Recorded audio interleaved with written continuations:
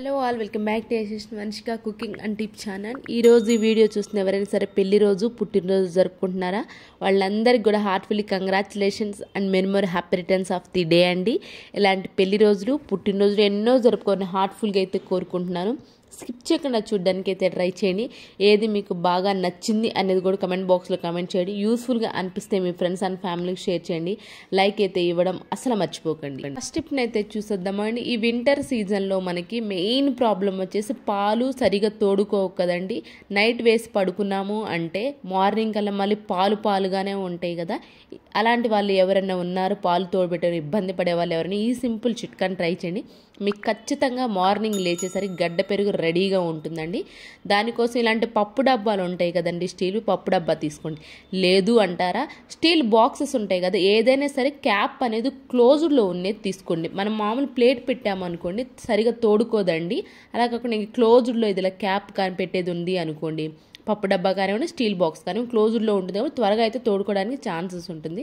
And next వచ్చేసేసి పాలుకి మనం ఎప్పుడైనా గోరువెచ్చలు అయితే చేసేసుకోండి. మరీ చల్లారిపోయిందా కదా, కొంచెం గోరువెచ్చలు అయితే చేసేసుకోండి. పాలు తోడు పెట్టేటప్పుడు కూడా డైరెక్ట్గా పెరుగు దానిలో వేయకుండా కొంచెం పాలు మిక్స్ చేసి కనుక వేసేసారనుకోండి మనకు త్వరగా ఇవన్నీ టిప్స్ కూడా పాలు త్వరగా తోడుకోవడానికి ఛాన్సెస్ అయితే ఉంటాయండి.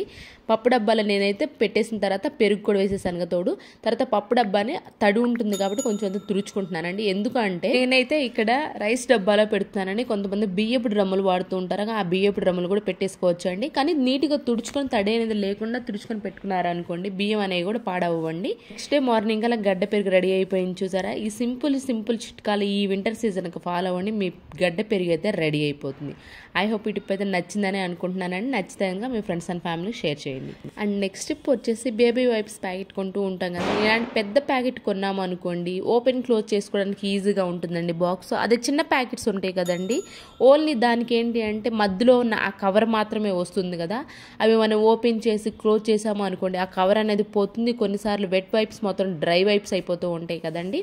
మనం తీసిన ప్రతిసారి కూడా ఆ కవర్ అనేది పోకుండా ఉండాలి అని అంటే ఇలా యూజ్ రబ్బర్ బ్యాండ్ కనుక మధ్యలో అడ్డుగా పెట్టేసాము అనుకోండి, ఆ ఓపెన్ క్లోజ్ చేసిన ప్రతిసారి కూడా అది అడ్డుగా ఉంటుంది కాబట్టి ఆ కవర్ అనేది పోనే పోదు. మనకు వెట్ వైప్స్ సేమ్ వెట్గా అయితే ఉంటాయి. ఇది సింపుల్ చిట్కానండి, కానీ ఇది ప్రాబ్లం ఫేస్ చేసే వాళ్ళకైతే అర్థమవుతుంది. ఈ టిప్ అనేది చాలా బాగా అయితే వర్క్ అవుతుంది. ఈ టిప్ ట్రై చేయండి ఒకసారి. ఈ టిప్ కనుక నచ్చితే కనుక ప్లీజ్ పక్కన బెల్ సింబల్ అయితే యాక్టివేషన్లో ఉంచుకోండి. నెక్స్ట్ టిప్ వచ్చేసి గ్లాస్ బాటిల్స్ ఒకే కవర్లో తీసుకెళ్తున్నాం ఒకదానికి టచ్ పగిలే ఛాన్సెస్ అయితే ఉంటాయి కదండి. అలా పగలకుండా ఉండాలి, ఒకే కవర్లో తీసుకెళ్ళాలి. ఇన్ కేస్ ఇప్పుడు దీపావళి కాబట్టి ఎవరికైనా బయటికి ఎవరైనా రిలేటివ్స్ తీసుకెళ్ళాలనుకున్నా లేదంటే లగేజ్లో పెట్టుకోవాలనుకుంటున్నా కానీ బయటికి వెళ్ళేటప్పుడు టూర్స్కి ఒకే కవర్లో పెట్టుకోవాలి అనుకుంటే మాత్రం 2 బాటిల్స్ ఇలా కనుక ఒక కవర్ని తిప్పేసేసి ఆ తర్వాత వేరే బాటిల్ కనుక పెట్టేసామనుకోండి ఒకదానికి టచ్ అవ్వకుండా ఉంటుందండి.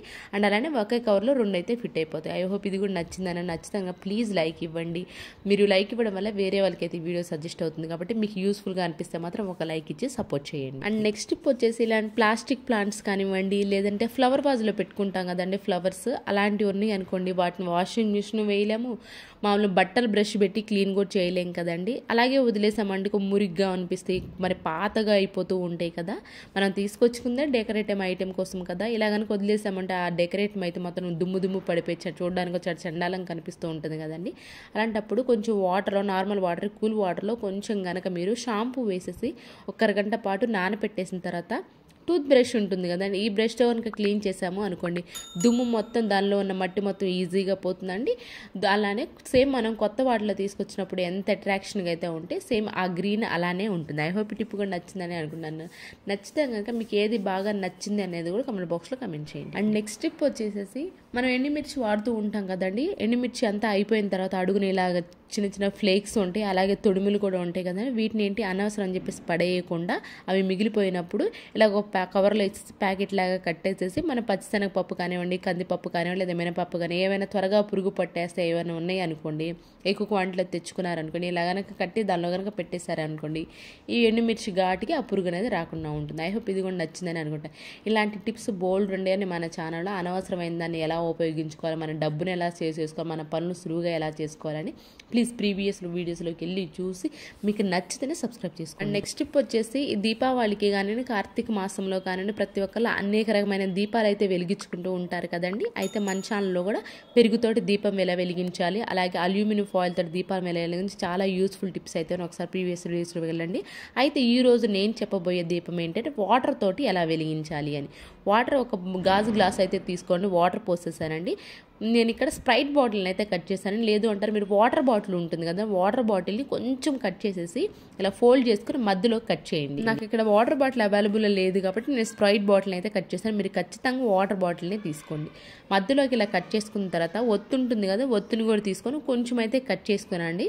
మనం ఇందాక స్ప్రైట్ బాటిల్ దాన్ని మధ్యలో కట్ చేసేసాం కదా, ఆ మధ్యలో ఈ ఒత్తి కనుక పెట్టేసేసి కొంచెం ముందు కొన ఏదైతే ఉంటుందో ఒత్తికి ఆ ముందు కొంచెం ఆయిల్ అయితే అప్లై చేసేసేయండి. తర్వాత చూసారా నేను ఇక్కడ ఎంత ఆయిల్ వేస్తున్నానో, చాలా కొంచెం అంటే కొంచెం ఆయిల్ దీపాన్ని అయితే వెలిగించుకోవచ్చండి. ఆ ఆయిల్ పైన వాటర్లో అటు ఇటు కూడా వెళ్ళదండి. ఆయిల్ పైన మనం ఏదైతే బాటిల్ కట్ చేసామో ఒత్తి ఏదైతే పెట్టామో ఆ ఒత్తిని ఆ ఆయిల్ పైన పెట్టేసేసి వెలిగించామో అనుకోండి, మనకి దీపం అనేది రెడీ అయిపోతుంది. ఈ దీపావళికి ఈ టిప్ ట్రై చేయండి, మీకు ఖచ్చితంగా వర్క్ అవుతుంది. అట్ ద సేమ్ టైం తక్కువ ఆయిల్ తోటి దీపాన్ని అయితే వెలిగించడం వల్ల అయితే అవుతుంది. ఐ హోప్ ఈ టిప్ కూడా నచ్చిందని అనుకుంటున్నాను. నెక్స్ట్ టిప్ వచ్చేసి క్యాండిల్స్ ఎవరైనా వెలిగించుకునే వాళ్ళు ఉన్నారనుకోండి, డైరెక్ట్ కింద కనుక పెట్టేసామనుకో ఆ మైనం అనేది పడుతుంది కదండి. మన క్యాండిల్స్ వెలిగించాలి, కింద అనేది మైనం పడకుండా ఉండాలంటే ఇలా క్యాప్స్ ఉంటాయి కదండి, వాటర్ క్యాన్ ట్యాప్స్.